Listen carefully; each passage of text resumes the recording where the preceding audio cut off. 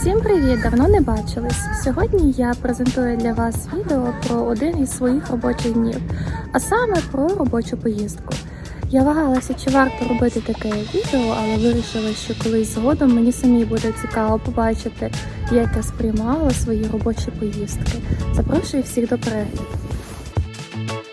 Ввечері перед ранішнім відрядженням я складаю свою сумку і намагаюся брати мінімум необхідних речей. В першу чергу це, звичайно, комп'ютер, візитниця, робочий телефон, Wi-Fi.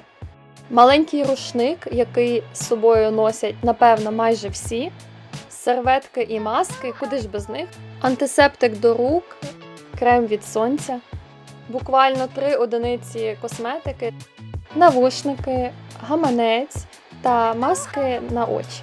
Такі маски для очей популярні і вважається, що вони допомагають тобі розслабитися. Коли ти одягаєш таку маску, то вона нагріває приблизно до 40 градусів 20 хвилин твої очі. І моє останнє приготування – це зняти лак із нігтів. Оскільки я йду в нову незнайому компанію, то намагаюся поводитися більш-менш консервативно. Багато на яких робочих місцях у Японії жінкам не можна носити яскравий лак на нігтях. Окрім того, жінкам не можна приходити на роботу без макіяжу, без підборів, а також із неохайним волоссям.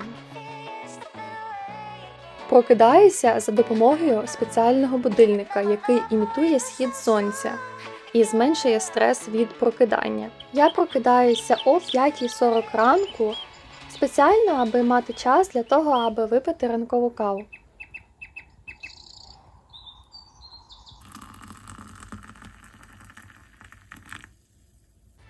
В цей час на вулиці, як бачите, все ще темно. Я обов'язково перевіряю статус маршруту, аби пересвідчитися, чи немає ніяких затримок на тих лініях метро, які я буду використовувати. Десь о 7 ранку я вже на вулиці і спостерігаю такий гарний рожевий схід сонця. Незважаючи на такий ранній ранок, до школи та університету, який знаходиться поблизу, прямують школярі та студенти. Для того, аби добратися до місця призначення, мені необхідно зробити кілька пересадок, а саме змінити 4 потяги, один з яких – це Шінкансен. Я зазвичай виходжу із запасом часу, для того, аби не пхатися в переповнені потяги, а стати наперед черги. Тепер я добралася до станції, на якій можна сісти на Шінкансен. Дорогу до воріт для Шінкансена легко знайти, навіть якщо дивитися під ноги. Квиток я купую не на станції, а у спеціальному зручному додатку. Далі я сканую свою звичну транспортну картку і отримую інформацію про своє місце і потяг. Оскільки я маю ще час, то я завжди люблю дивитися, що знаходиться у кіосках. Ну і зазвичай для саларіменів література. І стандартно Starbucks із зоною очікування дає місця для роботи. Оскільки потяг дуже довгий, необхідно знайти вихід на колію найближче до вашого вагону.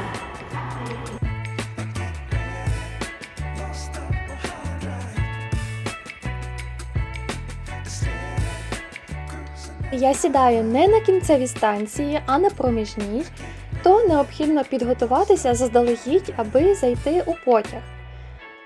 Саме для того на платформі безліч позначок, де знаходиться який вагон, як розташовані місця.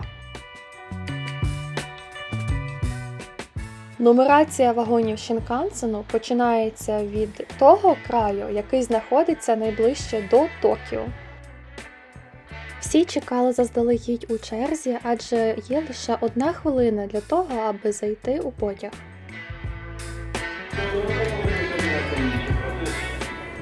На станції знаходяться спеціальні працівники, які стежать за тим, аби все було гаразд на платформі.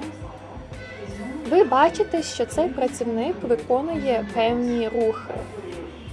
У Японії для того, аби уникнути помилок по максимуму, працівник, який виконує дію, яка дуже важлива або критична, повинен підтвердити, що ця дія виконана правильно з допомогою зору, руху та мови.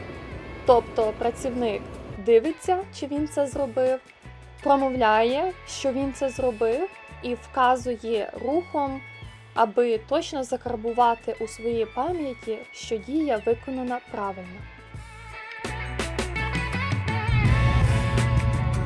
До Кіото їхати трошки більше 2 годин. Це майже 460 кілометрів. У цей час я використовую таку можливість для того, аби зробити якийсь базовий макіяж. Оскільки я ношу маску, на роботі це обов'язково, то можна обійтися лише бровами. У напрямку Токіо, Осака, якщо обрати місця, де сидять по 2, можна побачити Фуджі-сан, якщо пощастить, звичайно. Взимку повітря дуже сухе та чисте, тому це найкраща можливість для того, аби побачити краєвид з горою Фудзі. Десь до 11 ранку я вже була на робочому місці.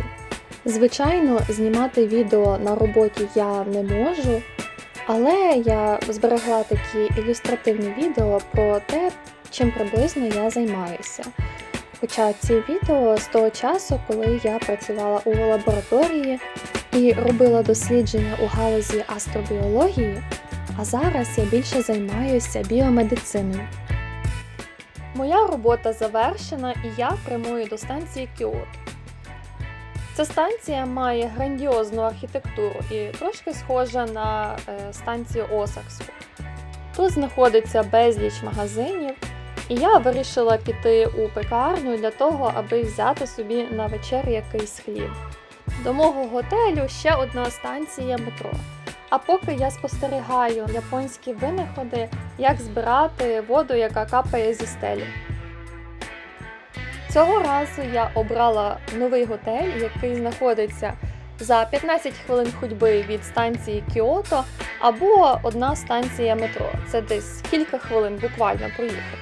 І мене цей готель приємно здивував. Незважаючи на те, що ціна, як ви розумієте, в цінових межах визначених для робочих поїздок. На моє превелике здивування, під час реєстрації всім дають welcome drink. Кімнатка, звичайно, невелика, але дуже охайна, і там знаходиться все, що може бути тільки необхідне. Особливо мене радує набір зручностей, тому мені не приходиться возити із собою зубні пасти, щітки, гребінці і таке інше. Тут навіть є косметичний набір з рідиною для зняття макіяжу, з молочком та кремом. Окрім того, готель пропонує карту для відвідувачів. Ну а зараз час вечері. Я не ходжу в ресторани, а натомість йду в 7-Eleven. Як бачите, тут велика кількість різного спиртного та закусок для спиртного. Але я взяла чіпси, страву та якісь солодощі. Лапшу мені нагріли там на місці в 7-Eleven, і я спішу, аби її з'їсти перед тим, як вона охолоне.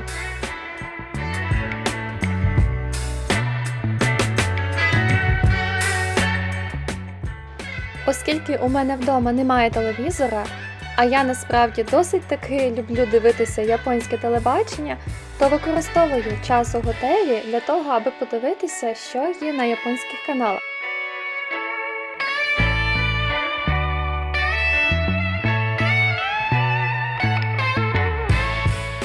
У цьому готелі є онсен, і я вирішила не нехтувати цією можливістю, а подивитися, як виглядає їх загальна ванна. У кімнаті завжди є піжама і такі смішні шкарпетки. Сподобались ці бездотикові кнопки. Отже, є зона для того, аби випити води, маленькі рушнички, зона, де можна посушити волосся, а також використати якісь креми або зняти макіяж. Вийшовши із зони онсену, можна потрапити у лаунж для гостей. У лаунжі пропонують безкоштовні напої та снеки. Наприклад, кола, різні соки, печиво, цукерки, горіхи, кава та чай, навіть матча. Окрім того, тут є морозиво, 2 види – з матчою та звичайне молочне. Окрім того, в готелі дають кілька видів подушок, і одна з них – це гречана подушка. І вважається, що спати на такій подушці дуже корисно для здоров'я. Перед сном я ще трошки подивлюся телевізор.